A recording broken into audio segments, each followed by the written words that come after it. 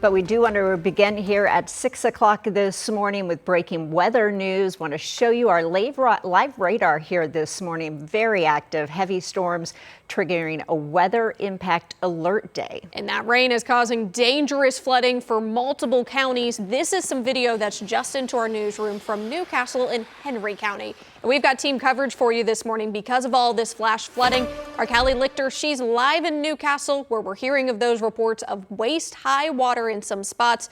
But first, we want to get you an update on those storms on the east side of the state with Matt. Hey, good morning. It is a really wet situation in Henry County when we're talking about 6-7 inches of rain since midnight. That's not even counting the 1 to 3 inches that we picked up yesterday. But I wanted to take you back wide with the radar because you could cut Indiana in half. Eastern half, we're getting absolutely soaked and it's so loud out there this morning. It's been hard to sleep anywhere from Muncie south to Greensburg, east to Richmond, west to Newcastle, and even around Shelbyville. Constant lightning has been out there. It is super loud, but look at this. This shows you the rainfall rates. You get that blue color, that's where you're getting a rainfall rate of 1 to 2 inches every single hour. And we've been gradually seeing it kind of push more into eastern Indiana up towards the state line, but we still have 1 to 2 inches of rain falling per hour in Newcastle, where we got Callie for a report in just a second. More of that heavy rain over Wayne County and also Randolph County. But let's start north. These are where the downpours are popping.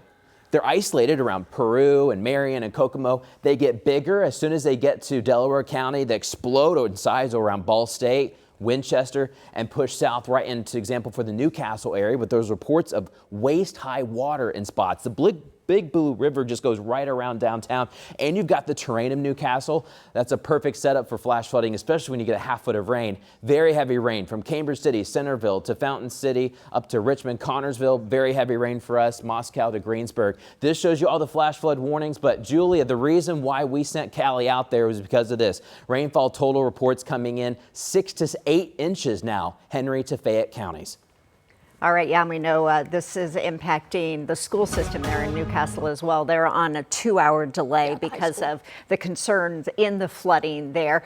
The dangerous flooding, though, also happening in several counties. Law enforcement is reporting dangerous flooding, especially in Henry County, that main area we've been focusing on. Callie Lichter live this morning in Newcastle, where, behind you, you could just see where it is. So, Callie, tell us a little bit of what you're seeing in the area. Yeah, ladies, we've been here for about an hour or so now. The rain is starting to come down a lot, but we're on Broad Street and 16th. We'll step out of the way here so you can take a look at this flooding. We have encountered it throughout the whole entire city. This is around downtown Newcastle. And again, that's 16th Street, across the street. Now we're looking up. It is just completely, most of these roads are completely underwater, and this is creating very dangerous conditions. I mean, we saw a pickup truck go through one of these flooded areas. That rain was up to the middle of the tire, and like we've been mentioning, there are reports here in Newcastle of floodwaters that are up to waist level. We took State Route 3 into the city, and that was also underwater, just creating these very dangerous conditions. And again, if you see these standing floodwaters, if you are in Newcastle, take very big caution if you are driving. You don't know how deep these waters can be. Your car can stall, your car can get stuck, or you can hydroplane. Again, very dangerous conditions out here. As you can see, there are some drivers trying to brave the waters, but like we've been seeing around Newcastle, there are standing waters, again, up to waist deep, and that is pretty far. When we were over by Newcastle High School, the water was over my rain boots, so we're talking a lot of water. So again, if you are a driver out here in eastern Indiana where you are seeing this flash flood warning, take caution when you are driving. Make sure you are not driving through any of these standing waters. We'll be out here all morning reporting on the rain. Again, there is a flash flood warning until 10 a.m. out here in Newcastle and eastern Indiana, and these rains are not letting up. I'm sure we're going to see a lot more flooding out here.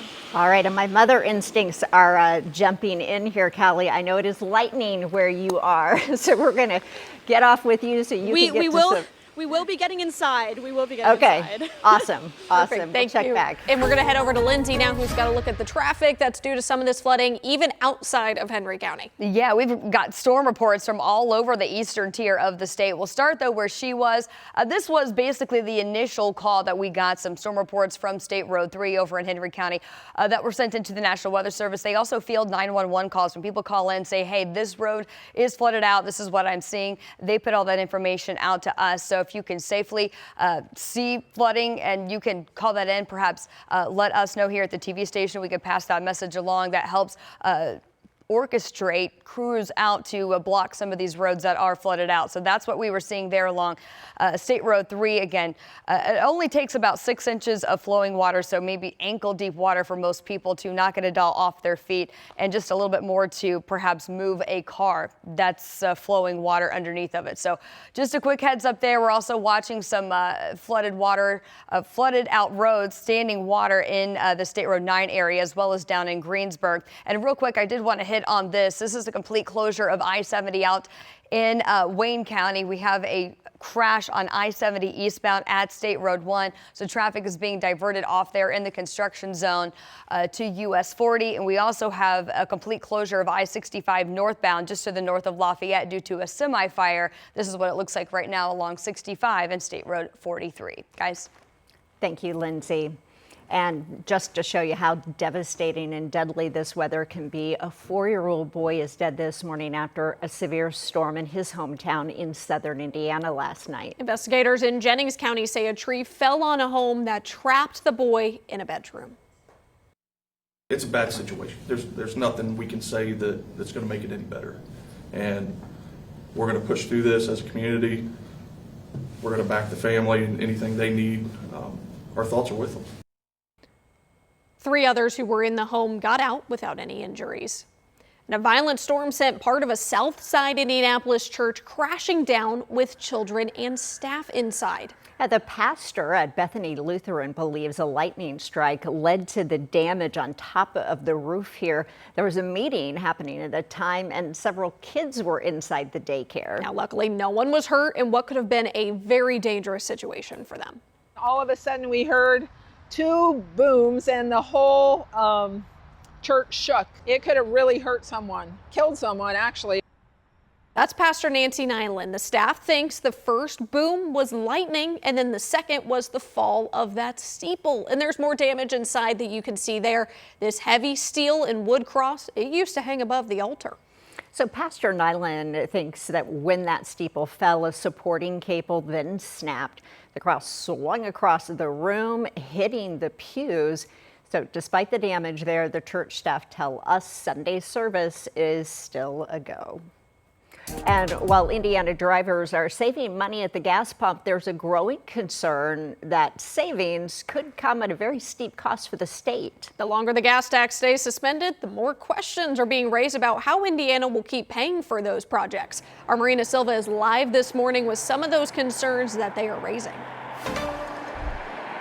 Well, good morning. We see them nearly every day, the orange cones, the flashing lights, and construction workers digging up the roads. But with this gas tax, since we're on month 4, a lot of people are getting concerned about how we are going to be able to pay for those road projects. Now, since that gas tax suspension in April, the state has lost $533 million in road and bridge funding. And if the governor extended the gas tax suspension for 120 days, the state would take out about a little more than $1 billion of its surplus revenue to cover road funding from April to November. Brian Gould with Build Indiana Council says if we keep going with no gas tax, there could be problems.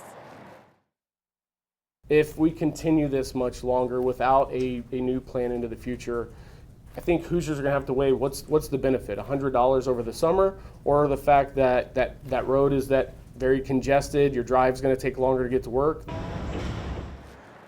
So right now, the gas tax suspension is set to end on September 5th. Now, Brian Gould says it might be time for the state to look at other options in order to pay for the road funding and not be really reliant on that gas tax. So I'll share some of those coming up at 6:30. Ladies? All right, Marina, thank you so much.